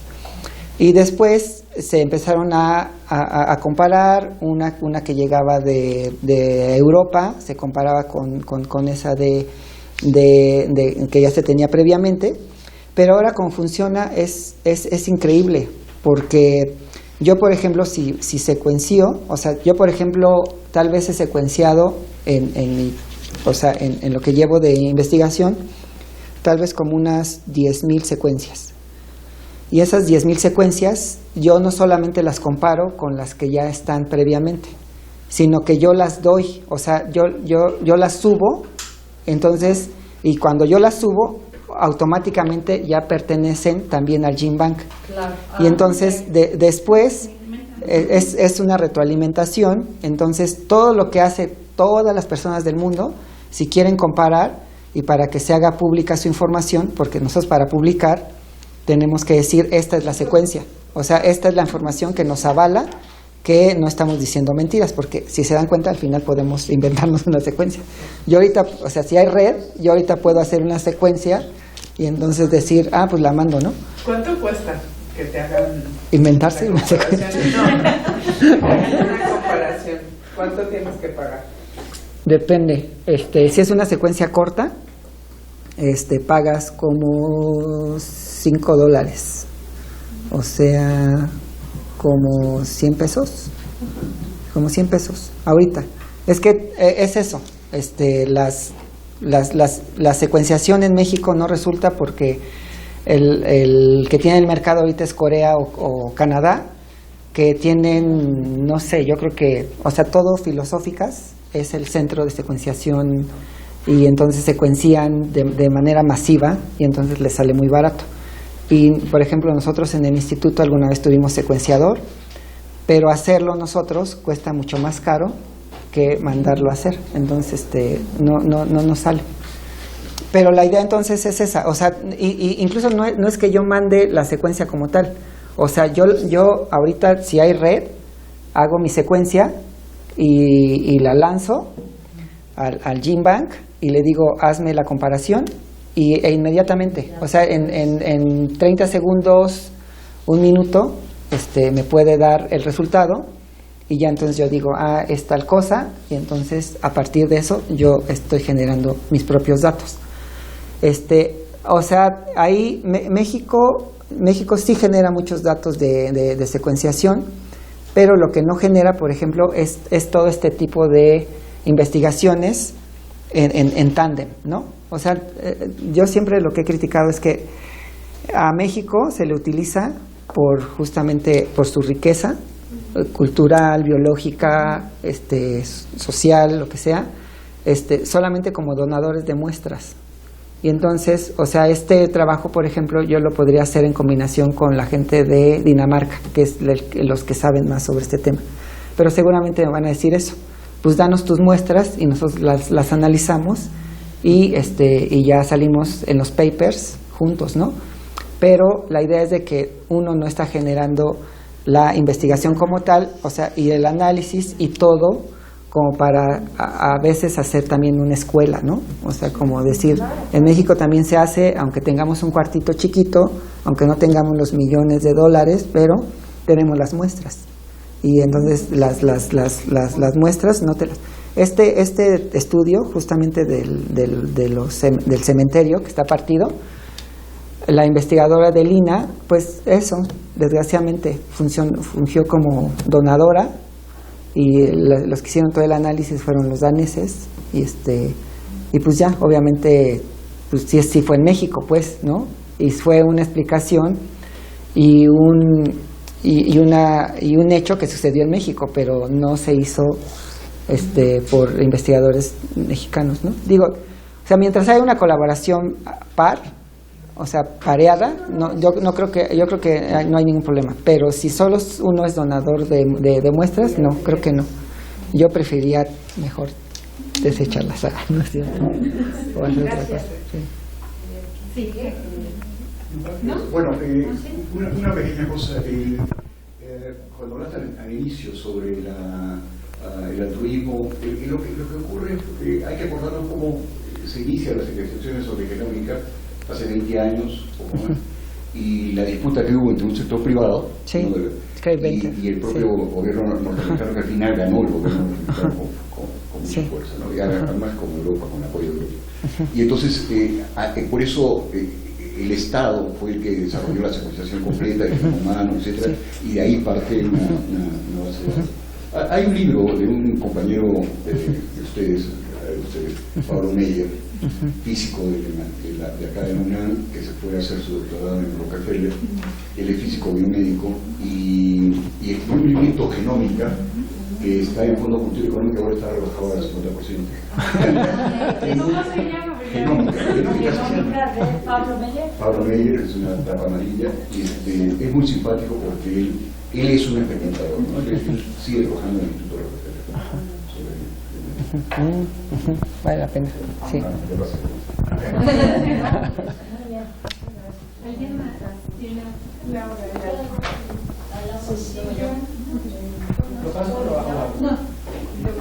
¿Qué tal? Muchas gracias por la charla. Mi pregunta es solamente de curiosidad y aprovechando que estás aquí para preguntarte. ¿Qué efectos hay de la gran cantidad de chile de capsaicina que está presente que ha estado presente históricamente en la dieta mesoamericana en la microbiota intestinal? O sea, ¿cómo es esa relación entre...? Sí. Gracias.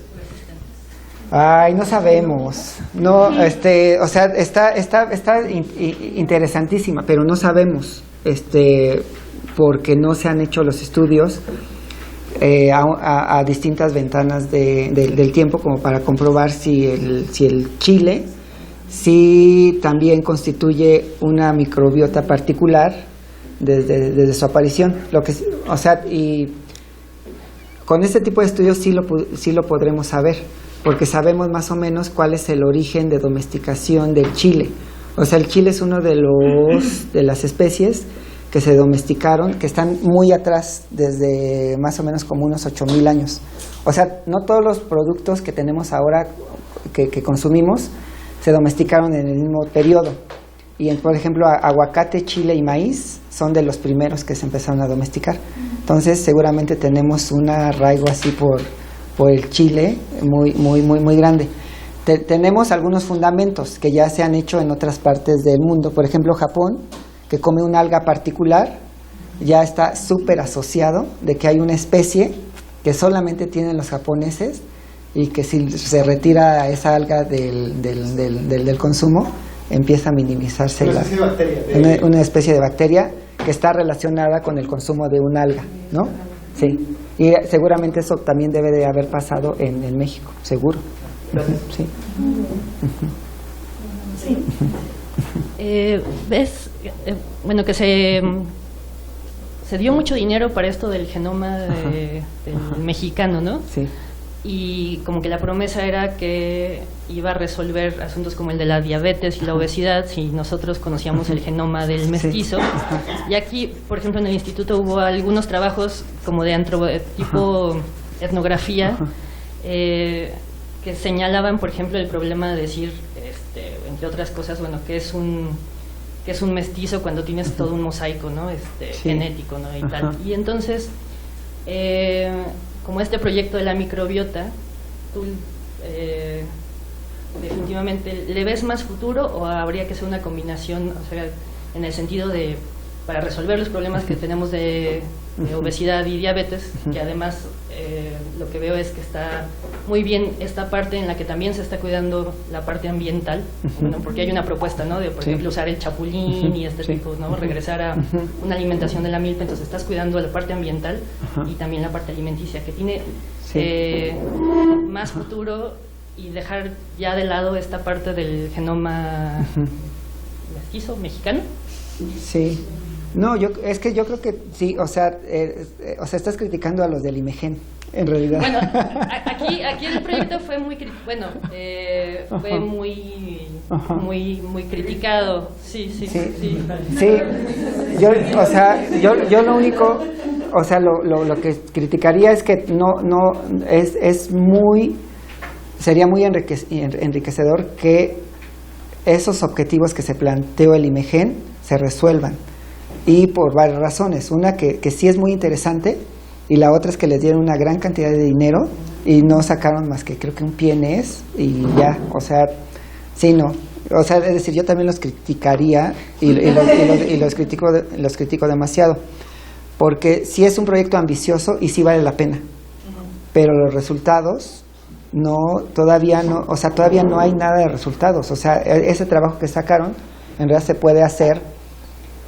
Lo único que hicieron sí fue hacer un esfuerzo de colecta enorme, pero creo que ni así funcionó. Entonces, pero eso lo tienes que decir. O sea, nos hace falta más trabajo de campo, porque la diversidad de mestizaje y de mezclas que somos los mexicanos es todavía mayor, ¿no? Y entonces no quedarse con nada más esta idea como muy basal. Pero además, bueno, como parte de... había esta idea de que los mexicanos son más propensos a la obesidad y la diabetes, ¿no? Pero como parte de lo que entiendo, por ejemplo, del artículo de Frontiers que nos mandaste, es que en realidad es una tendencia mundial que más bien es el ser humano enfrentado a esta dieta con muchísimos azúcares, alta fructosa, tal, y que puede incidir en el cambio de microbiota, aunque tengamos una microbiota diferente de la de los japoneses, pero es ese cambio de una alimentación que era la de regional a esta globalizada con alta azúcar, ¿no? Que entonces tal vez el énfasis tampoco está en un genoma específico, ¿no? Sí, no, bueno, eso sí es cierto. O sea, si uno quiere verlo, si uno quiere resolver el problema por la parte genómica, creo que no es muy directo. O sea, esta idea que todavía no sabemos si es cierta, la del genotipo ahorrador, ¿no? De que en realidad las poblaciones indígenas de nuestro país tenían ese gen ahorrador. Como no tenían nada que comer los pobres, entonces cada proteína o cada caloría que llegaba era súper apreciada, ¿no? O bueno, era era muy utilizada al máximo, ¿no? Y entonces y entonces cuando llegan estos consumos nos lo vemos súper obesos porque todavía tenemos esta idea del sí, es que eso todavía no está comprobado, pero también sería un poco, si no hay las bases, como un poco racista, ¿no? De que nos digan, pues es que antes no tenían nada y ahora que tienen un montón, pues se están muriendo de diabetes. Pero sí parece ser que la tendencia es mundial. También es cierto que México es el principal país donde más gente se muere de diabetes.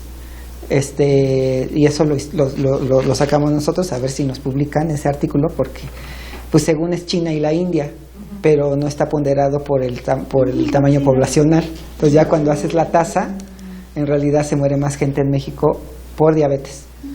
Y Turquía también está en cerca, ya que haces como la división de la población por las muertes. Pero es México, en realidad en México es donde se muere más gente, no es China, pero ahí sí hay un componente en realidad del sistema de salud, de que está completamente rebasado, pobre, y de que estamos cerca de Estados Unidos, o sea, es muy complejo, ¿no? O sea, no solamente la razón microbiota y ya, o el genotipo y ya, sino eso, estamos súper cerca de Estados Unidos y nos viene más rápido los productos incluso más baratos, ¿no?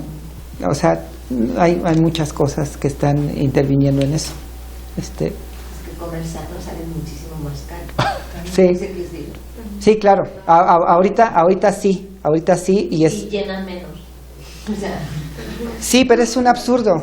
Es un absurdo porque eso es lo que también comentamos en una publicación que estamos haciendo ahorita, de que la proteína más cara que tenemos a nivel mundial, a nivel histórico, es la de res, pero nos sale muy barato, como en términos de monetarios, pero si uno le da el valor económico, comercial, ambiental que tiene, resulta que debería estar en 1,000 pesos el kilo de bistec, ¿no? Porque es ambientalmente carísimo. O sea, cuando ya uno hace la conversión de cuánta agua se gasta, de cuánto CO2, de cuánto metano, dices, no, es que esta debe ser la carne más cara del universo. Pero comercialmente te la dan mucho más barata que un kilo de chapulín, por ejemplo, ¿no? Sí. Eso iba, mi última pregunta es, ¿cuándo empiezan a vender los pellets de las frutas de proteína? Están súper fuertes y no son adictas. Queremos sí. No. Ya se acabó el tiempo, entonces no sé. Pero está cuando es que, o sea, sí tiene un poco que ver, porque en realidad el experimento de ratas es el principio para que este año llevemos a cabo un proyecto que es desnutrición infantil. Y entonces antes de darle